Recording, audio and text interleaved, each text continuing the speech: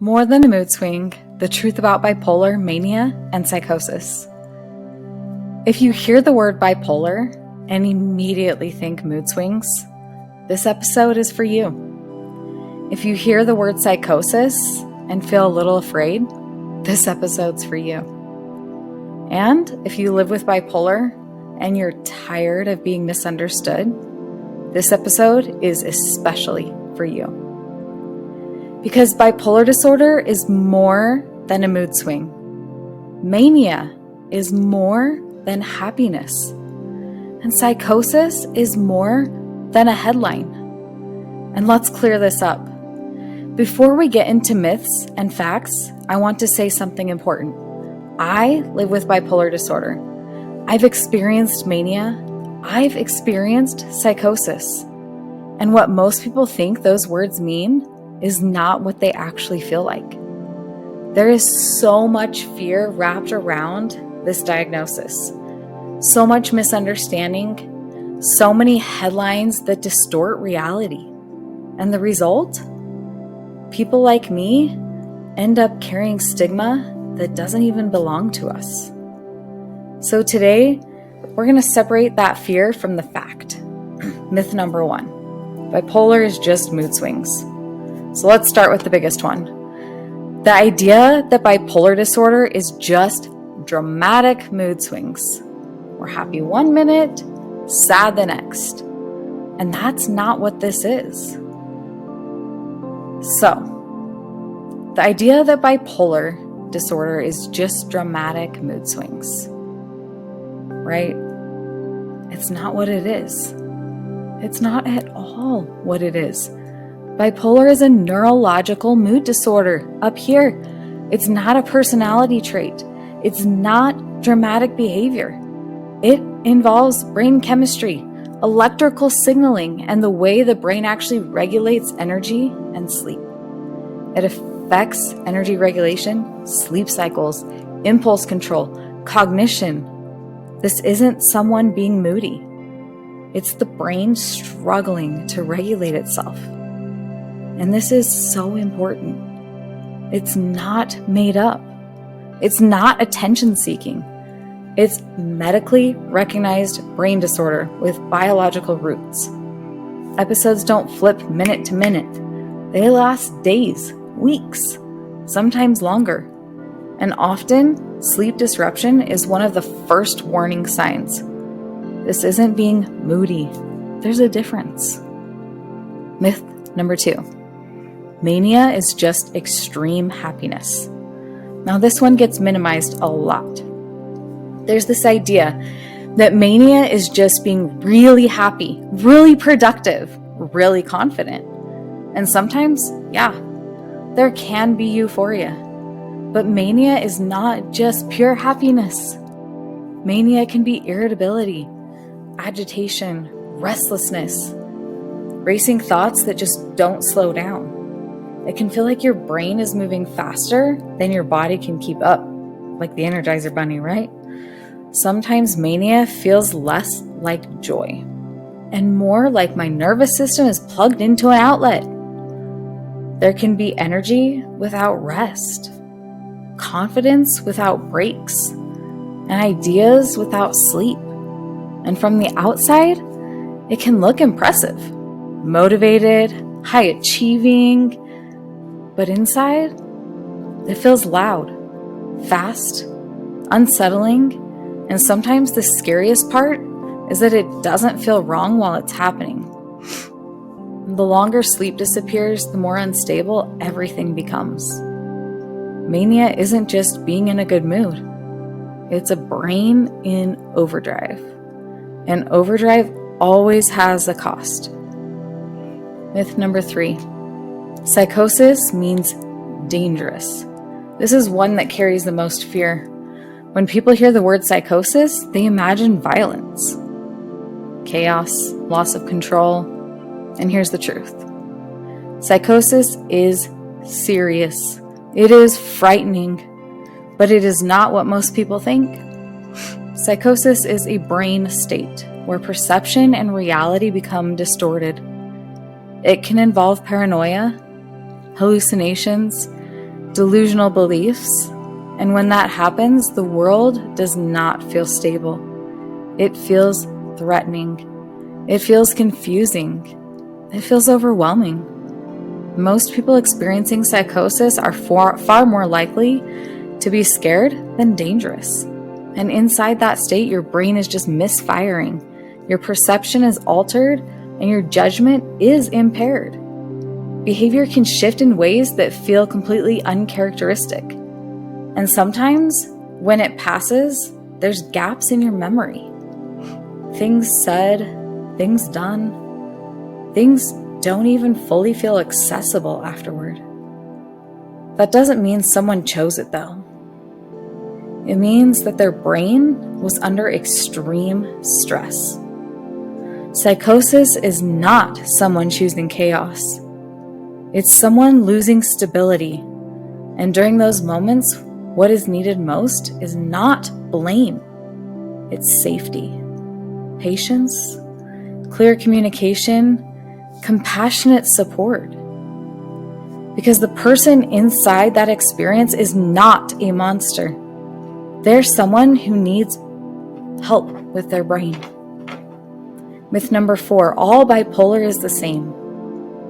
Another big misunderstanding that bipolar disorder looks identical for everyone. It does not.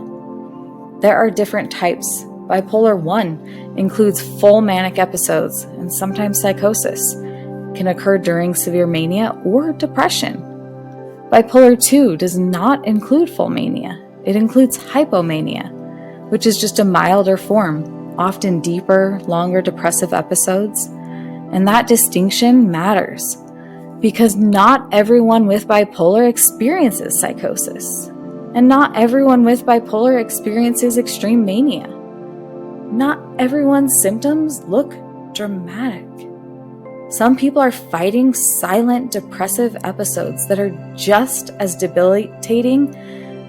And bipolar, it's a spectrum. It presents differently depending on the person, the type, the severity. So when I share my lived experience, I'm sharing my experience, not speaking for everyone. And that's important to understand. Myth number 5, medication means weakness. There's this quiet stigma around medication. The idea that if someone just tried harder, prayed harder, had more discipline, they wouldn't need it. But bipolar disorder, it's not a motivation problem. It's not a character issue. It's not a lack of faith. It's a brain regulation disorder. And treatment is not ever weakness. It's management. Medication for bipolar is not about changing who someone is. It's about stabilizing brain chemistry and protecting sleep cycles, which are directly tied to episode severity. For many people, medication helps prevent the full manic episodes or severe depressive crashes, psychosis, hospitalization, long-term brain stress, and it's not weakness. Never. That's prevention. And here's something people don't always understand. Choosing treatment is often one of the most responsible decisions someone with bipolar can make. Because untreated mania doesn't just affect the person experiencing it, it affects families, finances, safety, relationships. And managing bipolar is not about being less than. It's about protecting your life. And treatment doesn't look the same for everyone. Some people will use medication long term, and some just adjust over time. Some will combine medication with therapy, sleep regulation, lifestyle changes, and sometimes finding the right treatment is so hard. It can take time, trial and error, adjustments, side effects that are terrible, patience. And there can be moments of pure frustration, moments of doubt, moments where you wonder if stability is even possible. And that part is just so real. But so is this. Stability is possible. And choosing to keep trying, to keep working with your providers, to keep protecting your sleep, to keep managing your brain. That's strength. Managing bipolar is not giving up. It's showing up. And stability is strength. True strength. It really is. Now, before I close this episode, I want to say something personal. I wasn't diagnosed with bipolar disorder until I was 32 years old. For most of my life, I was told it was depression, anxiety, stress, hormones, and for years I tried to fix myself like it was a character flaw. I tried to be more disciplined, more positive at times, more spiritual, more controlled. But what I was actually dealing with was a brain that wasn't regulating the way that it was supposed to. I've lived through the racing thoughts, the sleep that disappears, the pressure in my body that feels like it's plugged into something bigger than me, the fear when reality feels unstable. And I've also lived through the crash, the depression, the exhaustion after pushing too hard for too long. I know what it feels like to be misunderstood, to have your symptoms minimized, and to carry shame for things your brain was doing under extreme stress. I also know what it feels like to keep fighting for stability, to keep adjusting, to keep working with doctors, to keep protecting sleep, to keep trying even when it's frustrating. Treatment hasn't always been simple. It hasn't always been smooth. But it has been worth it because stability gives me my life back. It allows me to be present, to be a mom, to be an advocate, and to be steady in ways I couldn't be when my brain wasn't constantly swinging between extremes.